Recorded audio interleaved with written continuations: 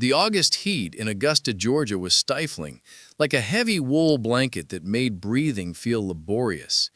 The air above Broad Street shimmered as the sun dipped toward the Savannah River, casting a peach and violet glow across the sky, a sight that locals often referred to as God's own palette. It was the summer of 1990, and 15-year-old twins, Danette and Jeanette Holloway, were eagerly counting down the days until their sophomore year at Glen Hills High School. At 8 p.m. on August 14th, the sisters left Morrison's family restaurant, their matching denim jackets tied around their waists and sneakers scuffing against the sidewalk as they laughed over a joke only twins could fully understand. Security footage from the restaurant, though grainy and faded, was stored in the Richmond County Evidence Vault, capturing their last moments inside. Danette was the first to step through the glass door, her ponytail swishing as she moved. Jeanette followed 3 steps behind, adjusting the strap of her backpack, her own ponytail catching the final rays of sunlight. The twins had spent the evening bussing tables and serving sweet tea to the dinner crowd, their pockets filled with tips meant for new school clothes. The walk home, a routine they'd made countless times before, should have taken no more than 18 minutes. They'd head down Broad Street, past Rexall Pharmacy, take a left onto Hickman Road, then 6 blocks east to their modest brick house, where their mother would be waiting with leftover peach cobbler and questions about their shift. But somewhere between Morrison's and their front porch, Danette and Jeanette vanished. No screams or signs of a struggle disturbed the quiet of the evening. No one noticed anything unusual, except for a dark sedan idling at the intersection of Broad and Hickman around 8:15, its make and model unknown. By 9:30, when neither of the girls had returned home or called, their mother, Evelyn Holloway, began to feel the first pangs of fear. By 10 o'clock, she had driven the route herself, scanning the dimming streets with her headlights, cutting through the haze. By 11 o'clock, her voice was hoarse from calling their names, and she called the Richmond County Sheriff's Department to report that her daughters, just 15 years old, had vanished without a trace. The disappearance was bewildering, not just because of the lack of evidence, but because there was no explanation. The twins were inseparable, yet each had a distinct personality. Danette, older by 4 minutes, was calm and focused, with dreams of studying pre-law. Jeanette, more outgoing and spontaneous, hoped to become a veterinarian, filling notebooks with sketches of animals. Neither girl had boyfriends, nor had they expressed any desire to run away, or indicated anything that would suggest they might have chosen to disappear. The community responded quickly, launching a massive search effort. Neighbors formed search parties that scoured every inch of the twins' usual route, their flashlights cutting through the darkness. Volunteers checked abandoned buildings, drainage ditches, and wooded areas behind the strip mall on Broad Street. The First Baptist Church on Walton Way opened its fellowship hall as the central command center for the search. By dawn on August 15th, over 300 volunteers were involved, making it the largest civilian search effort the county had seen in years. Sheriff's deputies also interviewed everyone at Morrison's that evening, and the restaurant manager confirmed that the twins had clocked out at 8:07 p.m. A regular customer recalled Danette bringing his check around 7:50 p.m., smiling despite the exhaustion from a long shift. The cook remembered Jeanette asking if she could take home leftover cornbread for their younger brother, Marcus. Everything pointed to 2 teenagers wrapping up an ordinary workday, ready to head home. The dark sedan spotted near Broad and Hickman became the first lead in the investigation. 3 witnesses described it, though their accounts differed frustratingly. An elderly woman walking her terrier thought it was a Chevrolet, either dark blue or black. A teenager on his porch said it was a black Ford with tinted windows. The Rexall pharmacist, closing up the store, recalled a dark vehicle, possibly burgundy, but couldn't confirm the make or model. What they all agreed on was the time, approximately 8:15 p.m., and the car's behavior. It was parked, but running, as if waiting for someone or something. The Richmond County Sheriff's Department compiled a list of all dark sedans registered in Augusta and surrounding counties, 473. Deputies began the grueling task of tracking down each owner, checking alibis, and searching for any connection to the Holloway family or Morrison's restaurant.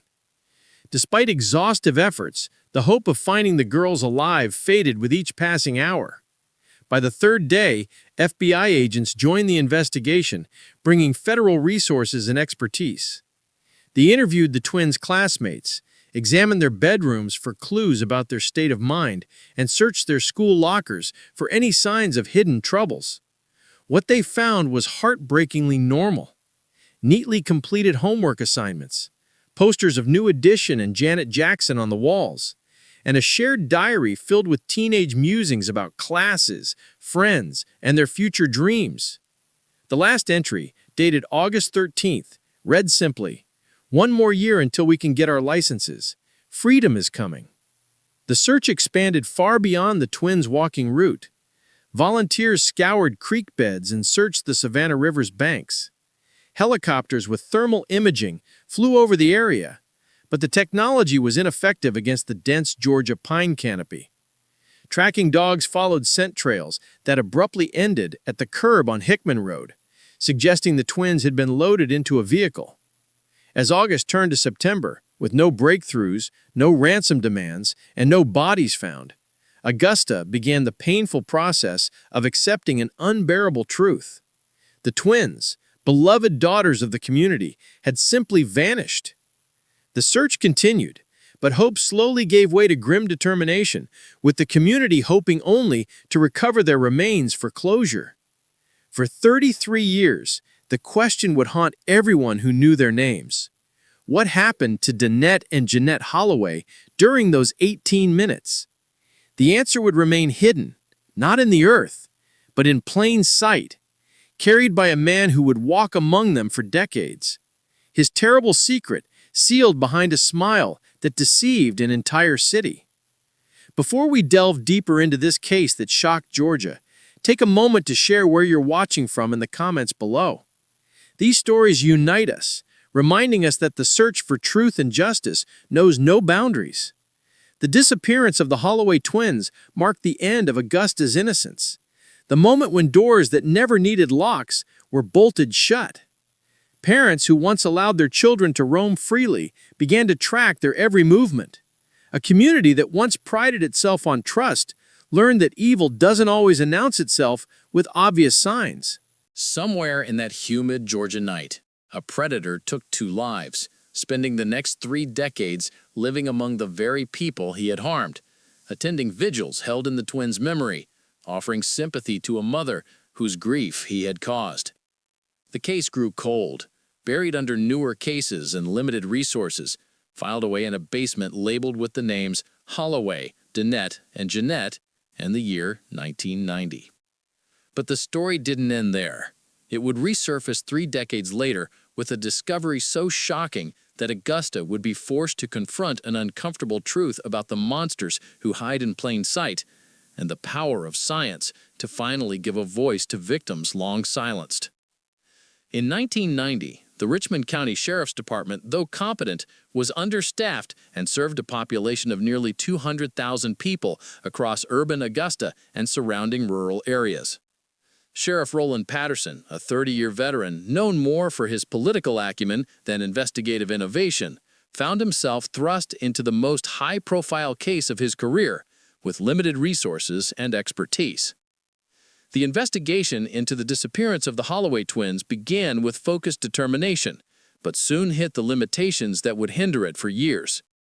Lead detective Frank Morrison, a lean man with 22 years of experience, managed efforts from a small office, where maps of Augusta covered every inch of wall space. Red pens marked the twins' last known location at Morrison's restaurant. Blue pens indicated their intended route home. Yellow pens showed areas that had been searched, but the map raised more questions than answers, creating a geography of absence where 2 teenagers had simply vanished. The investigation's early focus was on the dark sedan sightings. Deputies worked tirelessly, tracking down every vehicle matching the vague descriptions. They interviewed owners from early morning until late at night. This process identified 3 persons of interest who would remain under scrutiny for months. Each was eventually cleared, but none was ever completely ruled out in the eyes of investigators who knew that absence of proof isn't the same as proof of absence. The first person of interest was Marcus Del Quando, a 41-year-old delivery driver for a medical supply company who owned a dark blue Chevrolet Caprice that matched one of the descriptions. Del Quando had no connection to the Holloway family and a clean criminal record, save for a speeding ticket in 1987. His log showed deliveries in Augusta on the night of August 14th, but the timing was unclear. He claimed to have finished his shift at 7:30 and gone directly home to his apartment.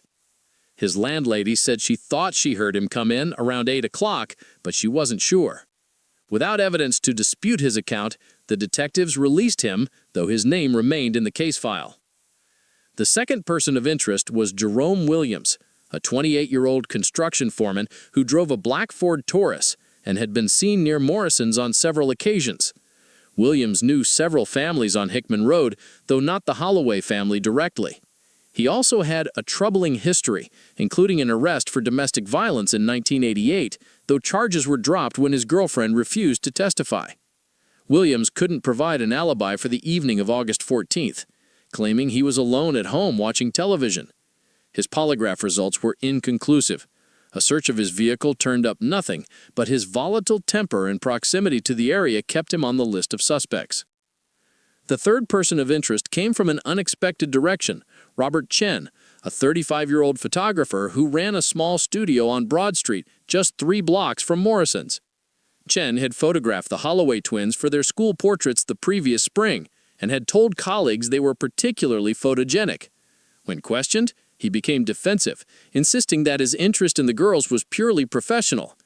He claimed to have been at his studio until 8:30 p.m. on August 14th, developing photographs in his darkroom, though he had no way of proving it. A search of his studio revealed nothing suspicious, except for the unsettling discovery that he had kept copies of the twins' portrait proofs, which he said was standard practice, but which made investigators uneasy. All 3 men underwent questioning, polygraphs, and vehicle searches, but none of them could be definitively tied to the disappearance. The frustration of having strong suspects but no concrete evidence gnawed at Detective Morrison. Years later, he would tell a reporter, "I knew one of those men probably held the answer, but knowing and proving are different universes in law enforcement." As autumn arrived and school resumed without Danette and Jeanette in their seats at Glen Hills High School, the case inevitably started to fade from public view. The FBI reduced its involvement as other cases demanded attention. Local media coverage shifted from daily updates to weekly features, and eventually to occasional anniversary pieces. Volunteer search parties that had once numbered in hundreds dwindled to a small, dedicated group of family, friends, and church members who refused to give up hope.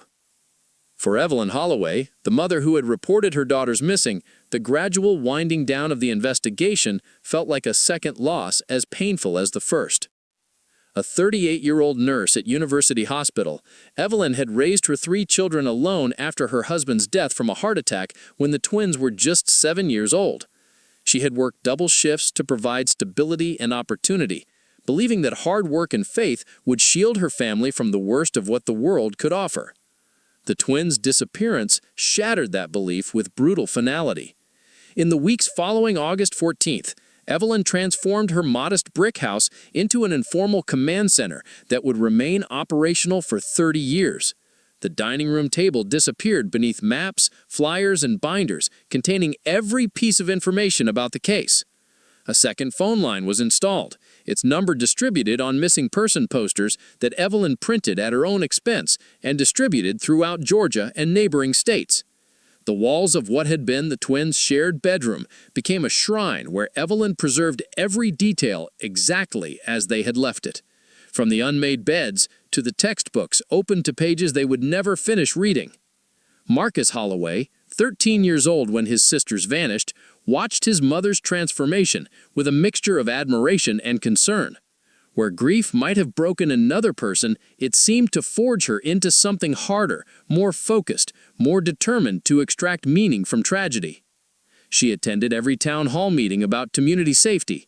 She testified before the Georgia legislature about the need for faster response protocols in missing persons cases. She founded a support group for families of the missing that met monthly at First Baptist Church, providing comfort to others enduring similar nightmares. But Marcus also saw the cost of this transformation. His mother slept perhaps 4 hours a night. The rest spent poring over case files or making calls to law enforcement agencies across the Southeast. She aged a decade in a single year, her hair going gray, her face developing deep lines that didn't exist before August 14th. She maintained the twins' bedroom with religious devotion, changing the sheets weekly, dusting furniture that no one used, keeping the space ready for a homecoming she must have known on some level would never occur. The Holloway case suffered from the same limitations that plagued many investigations from that era. Forensic capabilities in 1990 were primitive compared to what would emerge in subsequent decades. DNA analysis existed, but was expensive and time-consuming. Used primarily in cases where there was physical evidence to test, the Holloway investigation had no crime scene, no bodies, no items that might yield the genetic material that would revolutionize criminal justice within a few years. Security camera coverage was sparse in 1990. Beyond the single camera at Morrison's that captured the twins leaving work, there was no visual record of their movements. The route they walked home passed through residential neighborhoods where cameras were rarities, considered unnecessary in areas where everyone knew everyone, and crime was something that happened elsewhere. The investigation generated thousands of pages of reports, witness statements, and follow-up notes, but quantity couldn't compensate for the absence of the crucial physical evidence that might have transformed suspicion into certainty. Detective Morrison kept working the case even as other investigations demanded his attention, making calls on his own time, following up on tips that continued to trickle in from across the country, each one requiring investigation, despite diminishing probability of relevance. The case officially went cold in 1993, though it was never formally closed. The designation simply meant that active daily investigation ceased, replaced by periodic reviews and responses to new information. The file boxes moved to the evidence storage facility in the basement of the Richmond County Courthouse, where they would sit, undisturbed for years, waiting for technology and circumstance to finally align in pursuit of justice delayed, but not denied. Time moves differently for families of the missing, while Augusta evolved around them. Transforming from a mid-sized southern city into a sprawling metropolitan area, the Holloway household remained frozen in August 1990. The calendar on the kitchen wall stayed turned to that month for 3 years before Evelyn finally allowed Marcus to change it. And even then, she circled the 14th in red marker every month, a permanent reminder of the day her world split in two. The 1990s brought changes that made the twins' disappearance feel increasingly distant to everyone, except those who carried the grief. Morrison's family restaurant closed in 1995, replaced by a chain drugstore whose employees knew nothing of the history embedded in that location. The neighborhood along Hickman Road saw a gradual turnover, as original residents retired to Florida or passed away, replaced by families who had never heard the Holloway name. Glen Hills High School renovated its buildings and updated its records, and eventually, the twins' yearbook photos became artifacts of an era rather than reminders of an ongoing tragedy. Detective Frank Morrison retired in 1998, with the Holloway case still listed among his unsolved files. At his retirement party, colleagues noticed he spent more time talking about the missing twins than celebrating his own career. He kept copies of the case files at his home in a spare bedroom that his wife jokingly called Frank's obsession room, where he would spend hours rereading witness statements and studying maps, searching for the pattern he convinced himself was there, hidden in plain sight. The case received periodic attention when new investigative techniques emerged. In 1995, the Richmond County Sheriff's Department announced it would review old evidence using newly available DNA analysis methods. Evelyn Holloway's hope surged, only to crash when investigators explained they had no biological evidence to test. Without a crime scene, without the twins' bodies, without any physical material that might contain genetic information, the revolutionary science that was solving cases across the country had nothing to work with in the Holloway investigation. The turn of the millennium brought another review, this time using computer modeling to create probability maps of where the twins might have been taken. FBI analysts input every known variable, generating scenarios that ranged from abduction by a stranger to voluntary departure to tragic accident. The models were sophisticated but ultimately useless without new evidence to test their hypotheses against reality. Marcus Holloway graduated from Glen Hills High School in 1995, accepted a scholarship to Georgia Southern University, and tried to build a life separate from the tragedy that defined his childhood. But Augusta pulled him back. After earning a degree in criminal justice, he joined the Richmond County Sheriff's Department in 2000, driven by a motivation his academy instructors found both admirable and concerning. Everyone knew why Marcus Holloway wanted to be a law enforcement officer, and everyone wondered if that reason would help or hinder his career. Evelyn continued her vigil with unwavering dedication. Every August 14th, she organized a candlelight ceremony at First Baptist Church, drawing crowds that numbered in the hundreds during the early years, dwindling to dozens by the 2000s, eventually shrinking to a core group of family and the most dedicated friends. She spoke at each ceremony, her voice never wavering, her message never changing.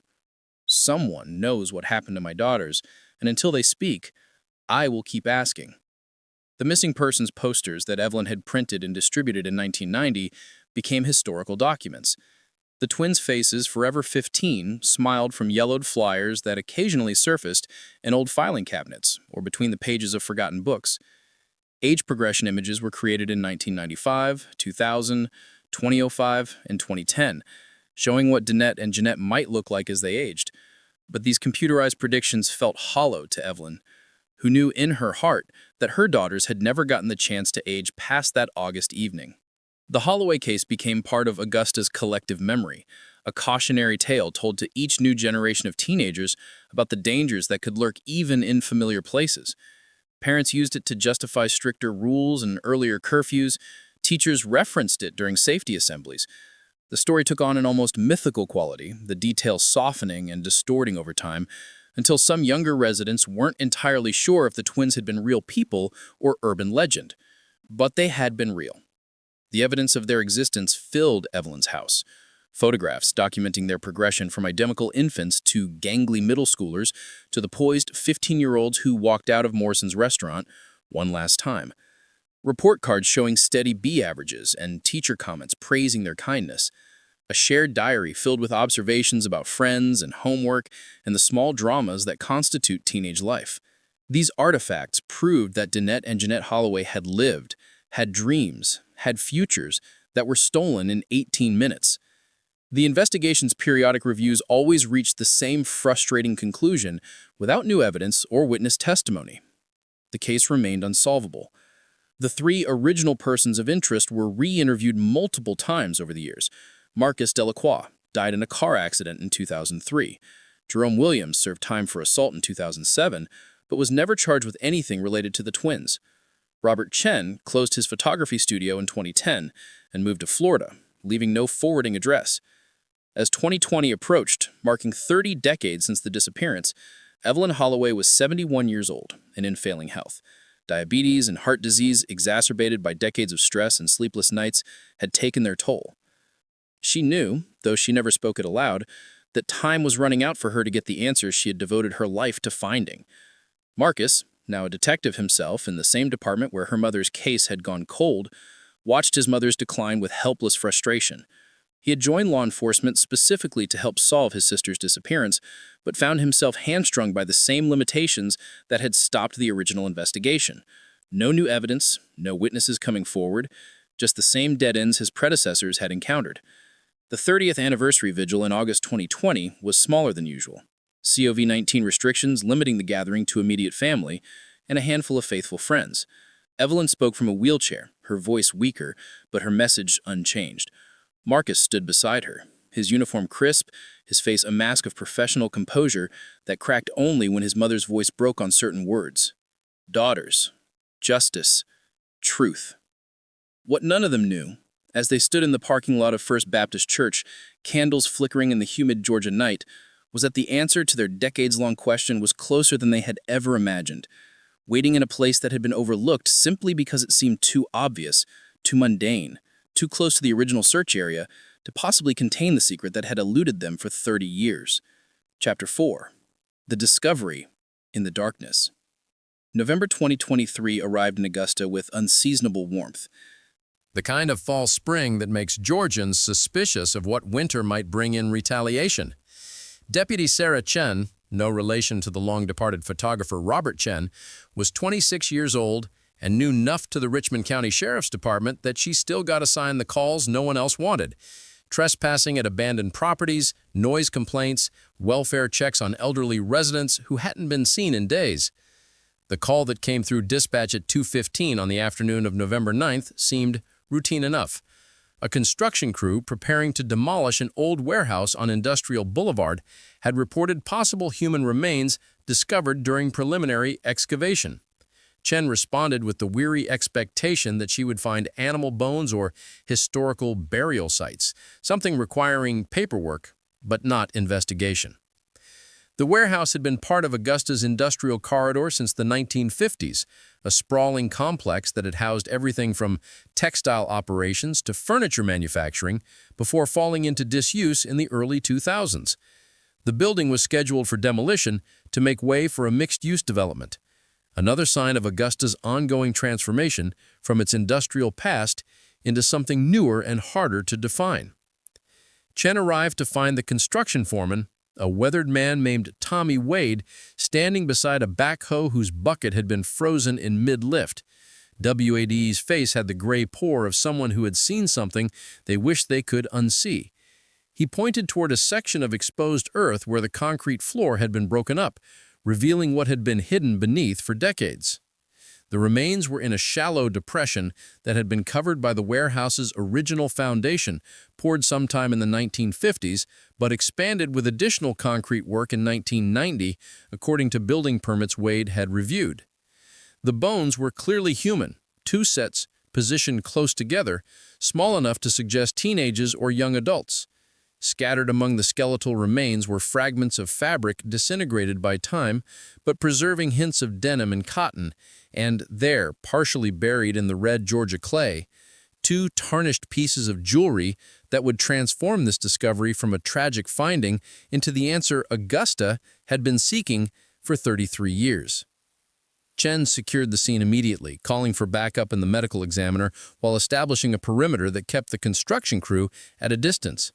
Within an hour, the warehouse site had been transformed into a crime scene investigation that would consume the department's resources for weeks. Detective Marcus Holloway, now 46 years old and heading the cold case unit he had essentially created through years of persistent advocacy, received the call while reviewing files in his office. The voice, on the other end, was careful, professional, aware of the weight of what it was about to say. "Detective Holloway, we have a situation at the Industrial Boulevard warehouse site. Human remains, possibly two individuals, possibly female, possibly juvenile, and sir, there are two necklaces matching silver hearts with inscriptions." Marcus felt the floor tilt beneath him. He had spent 23 years in law enforcement, 15 of them specifically focused on cold cases, with his sister's disappearance, the ghost that haunted every case he worked. He had prepared himself for this moment in theory, had imagined receiving this call countless times, but the reality hit him with physical force that left him momentarily unable to speak. The silver heart necklaces had been birthday gifts from their mother in 1989, each engraved with the twins' name and birth date. Danette's had been on a slightly longer chain to help people tell them apart. Jeanette had complained that the different lengths made her feel like the younger, shorter twin, even though they were identical in height. It was the kind of minor sibling dispute that becomes unbearably poignant in retrospect. Marcus called his mother before driving to the scene, a conversation that lasted less than 30 seconds because neither of them could trust their voices beyond the essential information. Remains found, necklaces present, waiting for confirmation. He heard her sharp intake of breath, the sound of the phone being set down, the distant sound of weeping. Then he was in his vehicle, driving across Augusta toward a warehouse he had passed 1,000 times without knowing it held the answer his family had been seeking since he was 13 years old. The excavation site took on the character of an archaeological dig as forensic anthropologists from the Georgia Bureau of Investigation supervised the careful recovery of every bone, every fabric fragment, every potential piece of evidence. The warehouse's construction history became crucial evidence. Building permits showed that in August 1990, an emergency concrete pour had been authorized to repair structural issues with the foundation. The contractor listed on the permit was a small local company that had gone out of business in 1997, but archived records revealed the crew foreman's name, Jerome Williams. The name detonated in Marcus's mind like a flashbang grenade. Jerome Williams, one of the original 3 persons of interest from 1990, the construction foreman with a history of violence and no alibi for August 14th. The man who had been questioned, polygraphed, and ultimately released because suspicion without evidence isn't enough to hold someone, let alone charge them with murder. The forensic examination of the remains proceeded with painstaking precision. DNA would provide absolute confirmation, but the preliminary assessment already pointed to a conclusion that felt inevitable. 2 female skeletons, approximately 15 years old based on bone development and dental analysis. The positioning suggested they had been placed in the excavated area together, lying parallel, as if arranged with some care rather than simply dumped. Fabric fragments matched the descriptions of clothing the twins had been wearing when they left Morrison's restaurant, denim and cotton that had survived 30 years underground. The breakthrough that had eluded investigators for 33 years came not from the skeletal remains themselves, but from the soil analysis that modern forensic science could perform. Samples taken from around the bones contained microscopic traces of materials that told a story the bones alone could not. Concrete dust with a chemical composition matching the emergency pour from August 1990, pollen from plants that bloomed in mid-August in Georgia, and most significantly, traces of a specific type of industrial adhesive used in construction during that era, a brand that had been discontinued in 1995 after concerns about its health effects. Cross-referencing purchase records for that adhesive, still maintained in the archives of the manufacturer's successor company, revealed that Jerome Williams Construction Company had been one of the primary buyers in the Augusta area during 1990. The adhesive had been used for bonding rebar to concrete and foundation work, exactly the type of work Williams' crew had performed at the warehouse in August 1990.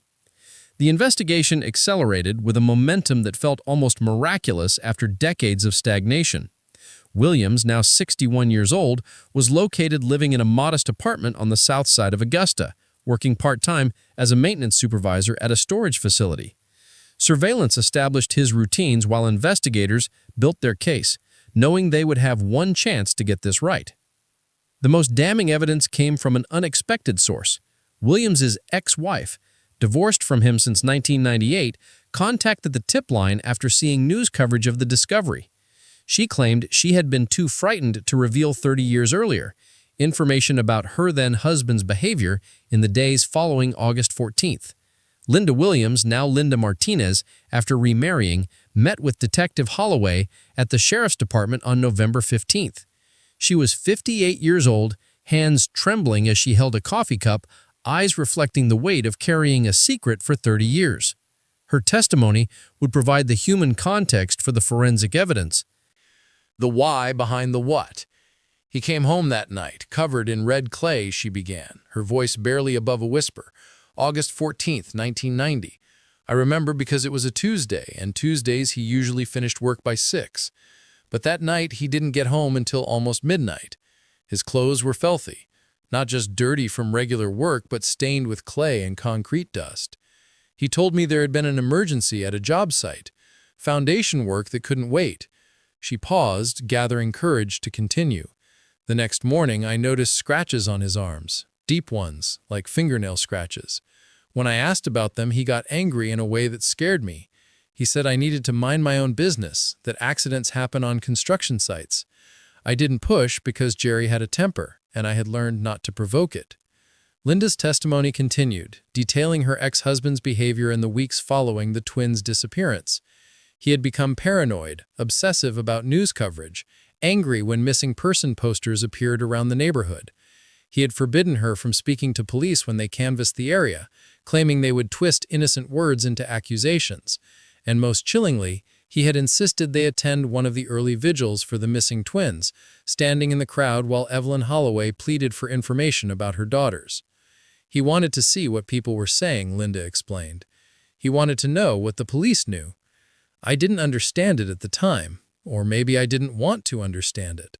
But after we divorced and I had distance from him, I kept thinking about that night, the clay, the scratches, the paranoia, and I wondered if I had been married to a monster and just couldn't admit it to myself. The evidence was circumstantial, but accumulating into a pattern that felt unbreakable. Jerome Williams had the opportunity, working at the warehouse where the remains were found during the exact time frame when they were hidden. He had the means, access to equipment and materials needed to conceal bodies beneath fresh concrete. And now, thanks to his ex-wife's belated testimony, investigators had evidence of consciousness of guilt, the behavior of a man who knew he had done something terrible and was desperately trying to avoid detection. The arrest warrant was signed on November 18, 2023, as tactical officers surrounded Williams' apartment in the pre-dawn darkness. Marcus Holloway stood in the command vehicle, watching through monitors as the man suspected of murdering his sisters was taken into custody. Williams emerged in his bathrobe, confused and indignant, demanding to know what this was about, until an officer read him his rights and the charges: 2 counts of first-degree murder in the deaths of Danette and Jeanette Holloway. The news broke across Augusta like a thunderclap. The revelation that the twins' killer had been identified decades after their disappearance, commanding headlines and leading every local newscast for a city that had carried this unsolved mystery for 33 years. The arrest felt simultaneously like relief and reopened wound, answer, and accusation. Chapter 5. The Man Next Door. Jerome Williams had lived in Augusta his entire life, a fact that made his arrest all the more disturbing to a community forced to confront how thoroughly a predator can embed himself in the fabric of ordinary existence. At 61, Williams presented as unremarkable, the kind of man you might pass in a grocery store without a second glance. Average height, weathered face, thinning gray hair, and hands scarred from decades of construction work. Nothing about his appearance suggested the capacity for the violence he was accused of committing. His neighbors at the apartment complex on Peach Orchard Road expressed the shock that always accompanied such revelations. "He helped me carry groceries when my hip was bad," said Eleanor Foster, a 73-year-old widow who lived 2 doors down. "He fixed my leaking faucet last spring and wouldn't take any payment. How do you reconcile that kindness with what they're saying he did?" The investigation into Williams' background revealed a pattern that forensic psychologists recognize as typical of violent offenders who successfully evade detection for decades. He maintained a veneer of normalcy, holding steady employment, paying his bills on time, avoiding behaviors that would draw law enforcement attention. But beneath that surface lurked a history of violence that had been minimized, excused, or deliberately hidden. The 1988 domestic violence arrest that had appeared in the original investigation had been far more serious than the police report suggested. Medical records obtained through subpoena showed that Williams's then-girlfriend had suffered a fractured orbital bone and multiple contusions consistent with repeated blows to the face. She had initially cooperated with prosecutors, but withdrew her complaint after Williams was released on bail, later telling a victim advocate that she feared for her life if she testified. The case was dismissed, the records buried. Another warning sign that no one had connected to the twins' disappearance 2 years later. Further investigation revealed additional incidents that painted a darker picture. A 1986 bar fight where Williams had beaten a man unconscious over a perceived insult, charges reduced to simple assault through a plea agreement. A 1992 domestic dispute that led to his divorce from Linda, documented in court papers that described a pattern of intimidation and control. Each incident had been treated as isolated. The cumulative pattern never assembled into a coherent warning about Williams's capacity for violence against women. The system had failed, not through dramatic oversight, but through the mundane bureaucratic reality that information doesn't automatically connect across different jurisdictions, different time periods, different agencies. The search of Williams' apartment, conducted with methodical thoroughness, yielded evidence that would prove crucial in court. In a storage unit Williams rented under a false name, investigators discovered a box containing newspaper clippings about the Holloway twins' disappearance, including several front-page articles from August and September 1990.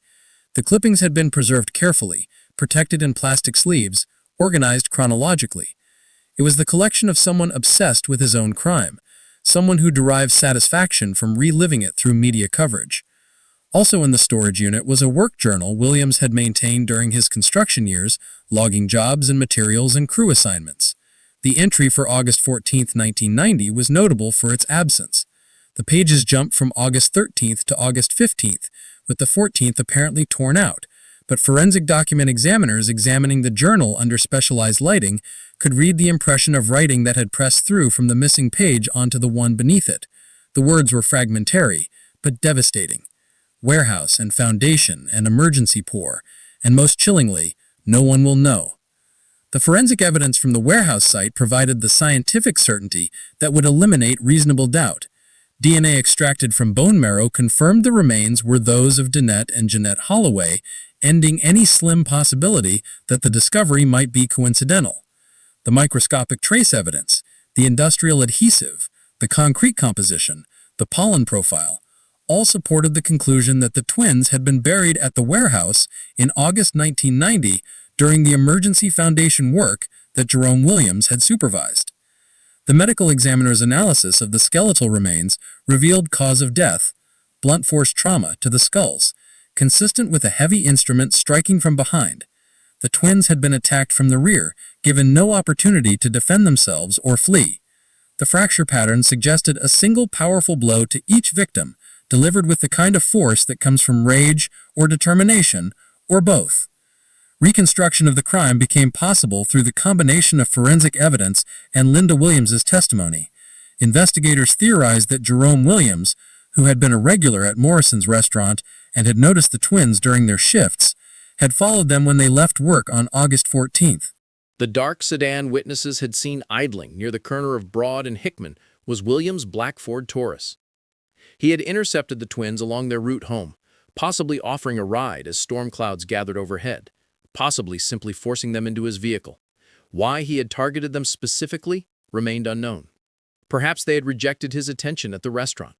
Perhaps they simply represented opportunity, young and vulnerable and following a predictable route. The psychology of predatory violence rarely offers satisfying explanations for the inexplicable. What was clear was that Williams had taken the twins to the warehouse where his crew was working, a location he controlled and could access after hours. He had killed them there, then used his position as construction foreman to arrange the emergency foundation pour that would conceal their bodies beneath fresh concrete. The next day, he had appeared at the job site with his crew, supervising the work that sealed his crime beneath tons of concrete and decades of silence. For 33 years, Williams had lived with this secret, attending vigils for the victims, watching their mother's public grief, observing law enforcement's frustration, knowing exactly where the twins were buried while the entire community searched in vain. Psychological evaluations ordered by the court would describe him as possessing narcissistic and antisocial personality traits, someone capable of committing atrocious acts without experiencing normal empathy or remorse. The community's reaction to Williams' arrest evolved from shock to a collective examination of missed opportunities and ignored warning signs. How many people had interacted with him over 3 decades, never suspecting his guilt? How many times had he driven past the warehouse that contained his victims, secure in the belief that his secret was perfectly kept? For Marcus Holloway, confronting his sister's killer required a professional detachment that fought against 33 years of accumulated grief and rage. He interviewed Williams 3 times before the trial, seeking answers to questions that had tormented his family for decades. Williams said little, maintaining his innocence despite the overwhelming evidence, offering no explanation and no apology. In one particularly tense interview, Marcus asked directly, "Why them? Why my sisters?" Williams met his gaze with empty eyes and replied, "I don't know what you're talking about." It was the response of a man who had spent 30 decades constructing a wall between his crime and his conscience, brick by brick, until he could genuinely believe his own denials. The arrest of Jerome Williams marked the transformation of the Holloway case from unsolved mystery to prosecutable crime. But it also marked something else, the moment when a family's 33-year wait for answers finally, impossibly, came to an end. Chapter 6. Justice Delayed. The trial of Jerome Williams began on March 4, 2024, in the Richmond County Superior Court, drawing media attention from across Georgia and beyond.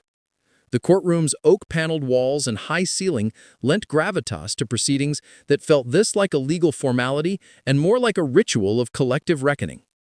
Augusta had waited 33 years for this moment, and the gallery filled with spectators reflected that long accumulation of grief, rage, and desperate need for closure. Evelyn Holloway, now 74 and visibly frail, was wheeled into the courtroom by Marcus each morning of the trial. She wore the same navy blue dress every day, the one she had worn to the twins' 15th birthday party 2 months before they vanished. Her hands trembled in her lap, but her eyes remained fixed on Jerome Williams with an intensity that made court observers uncomfortable. She had waited more than half her life for this moment, and nothing, not failing health or emotional exhaustion, would keep her from witnessing every second. District Attorney Patricia Morrison, no relation to the detective who had worked the original case, presented the prosecution's evidence with methodical precision. She was 51 years old, a veteran of high-profile cases, but she later told reporters that the Holloway trial affected her more deeply than any case in her 26-year career. The jury saw crime scene photographs of the warehouse excavation, the skeletal remains positioned side by side, the tarnished heart necklaces that had survived 30 years underground. They heard from forensic anthropologists who explained how bone analysis revealed the twins' age and cause of death.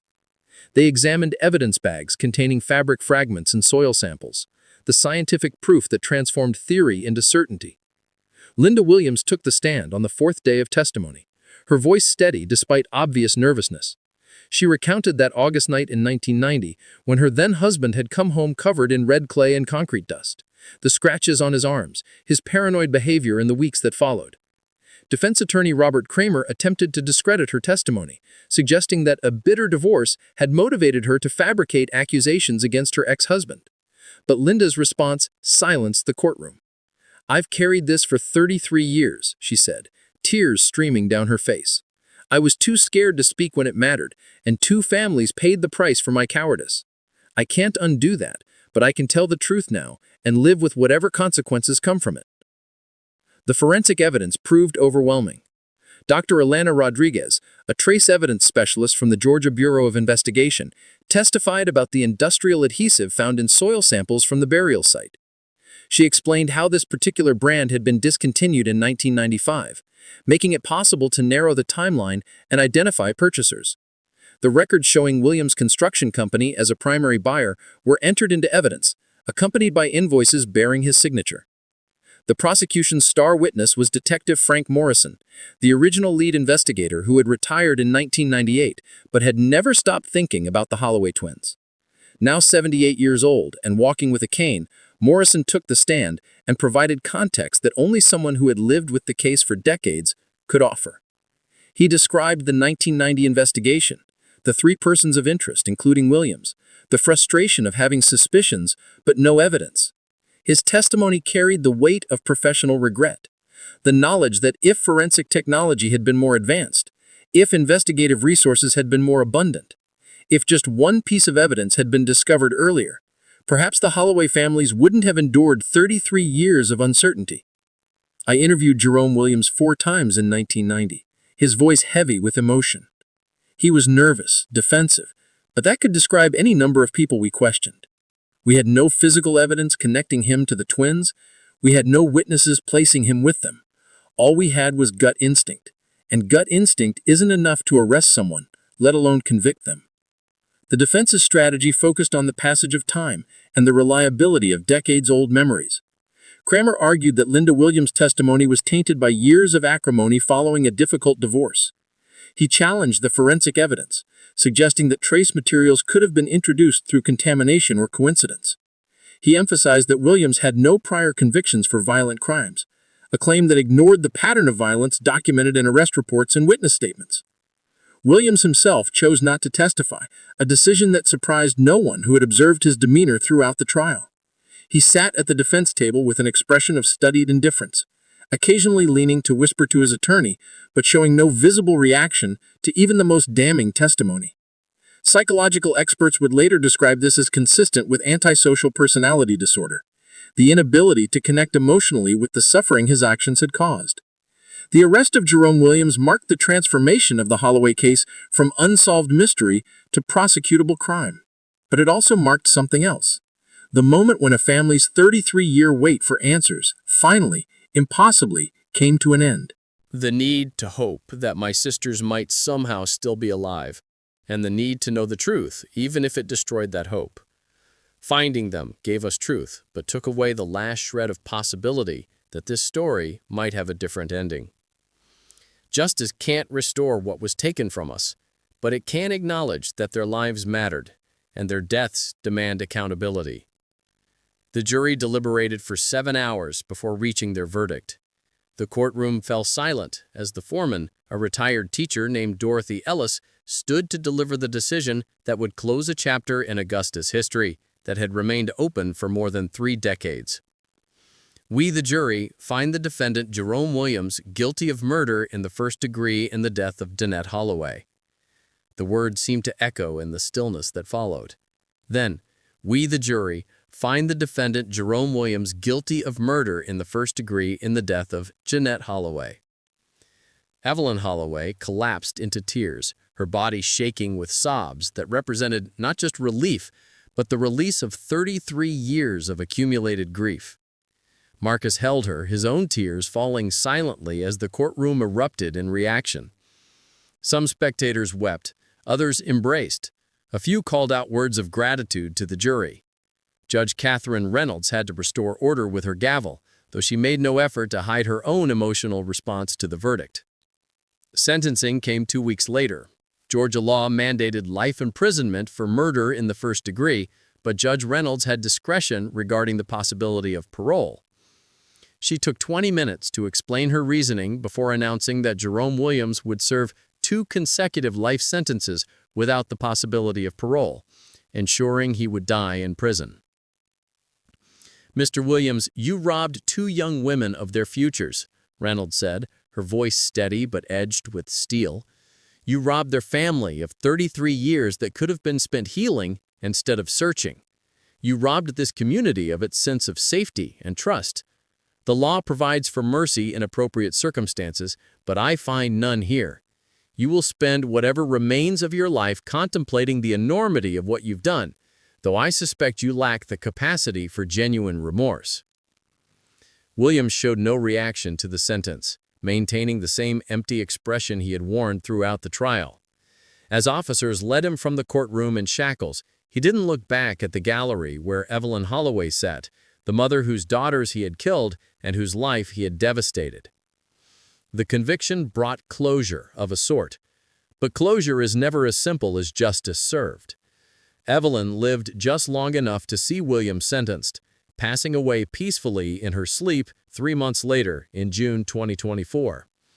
Marcus found her in the morning, still in the chair by the window where she had maintained her decades-long vigil. On her lap was a photograph of the twins at age 10, arms around each other, identical smiles, suggesting a future full of promise. The funeral drew hundreds of mourners who had followed the Holloway case for decades. Tributes focused not just on Evelyn's loss, but on her unwavering determination, her refusal to let her daughters be forgotten, her transformation of personal tragedy into advocacy that had helped other families navigate similar ordeals. The missing persons support group she had founded continued its monthly meetings, now led by others who understood the particular torment of waiting without answers. Marcus inherited his mother's house and faced the difficult task of deciding what to do with the bedroom his sisters had shared, preserved exactly as they had left it in 1990.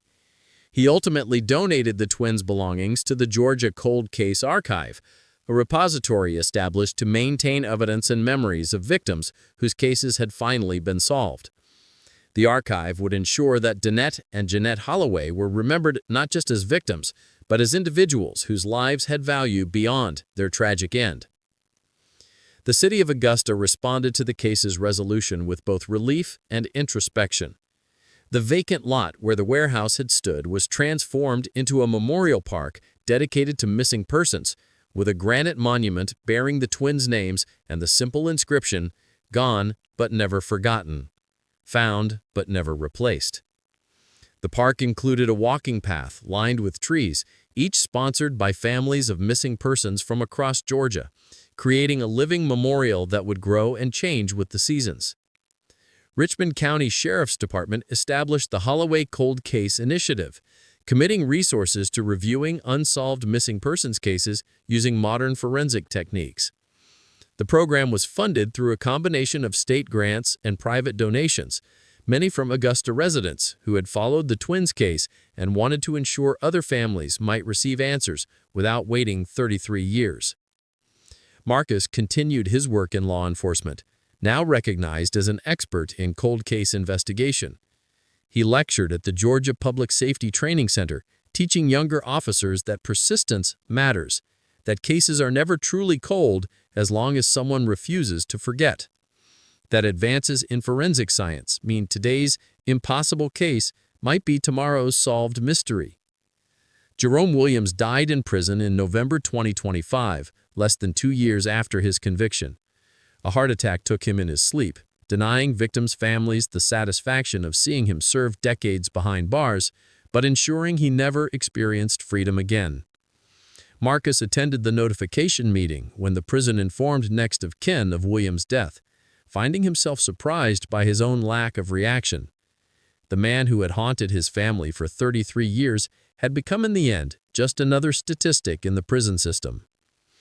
The Holloway case became a teaching tool in criminal justice programs across the country, illustrating how cases can be solved decades after they occur when persistent investigation combines with evolving forensic technology. It appeared in textbooks and documentaries, transformed from a specific tragedy into a symbol of hope for families still waiting for answers. But for those who had lived through it, who had known Danette and Jeanette Holloway as real people rather than case studies, the resolution brought complicated emotions. Gladys Morrison, who had taught both twins in middle school, perhaps expressed it best at the Memorial Park dedication. "We got justice, and that matters," she said, her voice carrying across the gathering. "But justice can't give us back what we lost." Two bright, kind, funny girls who should have grown up to be teachers or doctors or mothers or anything they wanted to be. Justice says their lives mattered. It doesn't say their deaths make sense. On warm August evenings when the humidity hangs heavy and fireflies dance above the grass, people sometimes gather at the Memorial Park to remember the twins. They bring flowers, they light candles, they tell stories about the twins who vanished one summer night in 1990 and were finally found 33 years later, buried beneath concrete, but never erased from memory. The case proved that time doesn't heal all wounds, but it can't prevent truth from eventually emerging. It demonstrated that justice delayed is still justice, that families' refusal to forget can outlast killers' belief that they've gotten away with their crimes, and that science and persistence can combine to give voice to victims who were silenced but never truly lost. Danette and Jeanette Holloway remain forever 15 in photographs and memories, but their legacy extends beyond their brief lives. They taught a community that the search for truth requires patience and determination. They showed that ordinary people, mothers who won't stop searching, brothers who become detectives, can accomplish what seems impossible. And they proved that some lights, once extinguished, can still illuminate the darkness if enough people refuse to let them be forgotten.